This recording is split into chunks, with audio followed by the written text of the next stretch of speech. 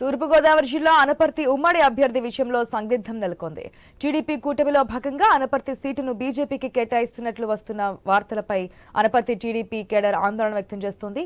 Anaparthi TDP అభ్యర్థి రామకృష్ణారెడ్డి ప్రచారాన్ని అడ్డుకుని అధిష్టానం సీటు విషయంలో క్లారిటీ ఇవ్వాలని పట్టుబడుతున్నారు. క్లారిటీ వచ్చే వరకు ప్రచారానికి తిరగడానికి కుదరదు అంటూ నాయకుల్ని ఆపేశారు. దీనిపై అభ్యర్థి రామకృష్ణారెడ్డి అతని తనయుడు మనోజ్ సర్ది చెప్పడానికి చూసినప్పటికీ కూడా కేడర్ వినడం లేదు. సీటుపై క్లారిటీ వచ్చాకనే ప్రచారం కొనసాగించాలని పట్టుబడడంతో ప్రచారాన్ని ఆపివేసి వెనుతిరిగారు.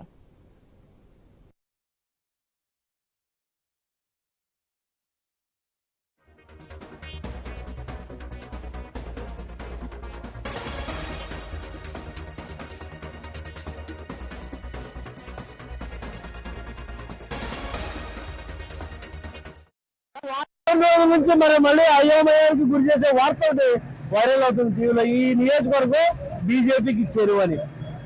మరి బీజేపీకి ఇచ్చే ఉద్దేశం ఉన్నప్పుడు ఫస్ట్ ప్రకటించడం ఎందుకు, మళ్ళీ బీజేపీకి అంటాం ఎందుకు? అంటే అది అధిష్టానం నుంచి రాలేదు కదా అని మా రామకృష్ణారెడ్డి గారు అబ్బాయి మనోజ్ గారు చెప్తున్నప్పటికీ క్యాడర్కి మేము ఏం చెప్పారో నాకే అయోమయంలో మరి మేము నాయకులే కొట్టుకుంటాడే పరిస్థితి ఈ అనపర్తి నియోజకవర్గం వచ్చింది. ప్రముఖ టీవీలు అన్ని కూడా మరి ఉదయం నుంచి కంటిన్యూగా స్క్రోలింగ్స్. చంద్రబాబు నాయుడు గారి నిర్ణయానికి తెలుగుదేశం పార్టీ నాయకులకు అందరూ ఎప్పుడూ గౌరవిస్తాం. కాకపోతే ఇటువంటి నిర్ణయాలు తీసుకునేటప్పుడు బాబు గారు మరి చాలా పెద్ద మనసు చేసుకుని, ఎందుకంటే 175 నియోజకవర్గాల్లోని ఏ నియోజకవర్గంలోనూ కూడా ఇటువంటి పోరాటాలని ఆదర్శంగా చేసుకోమని చెప్పి చంద్రబాబు నాయుడు గారి కాన్ఫరెన్స్ లో కూడా చెప్పిన సంఘటన మనందరికీ తెలుసు. ఈరోజు తెలుగుదేశం పార్టీ అనపర్తి ఉమ్మడి అభ్యర్థిగా రామకృష్ణారెడ్డి గారిని మొదటి విడతలో ప్రకటించడం జరిగింది.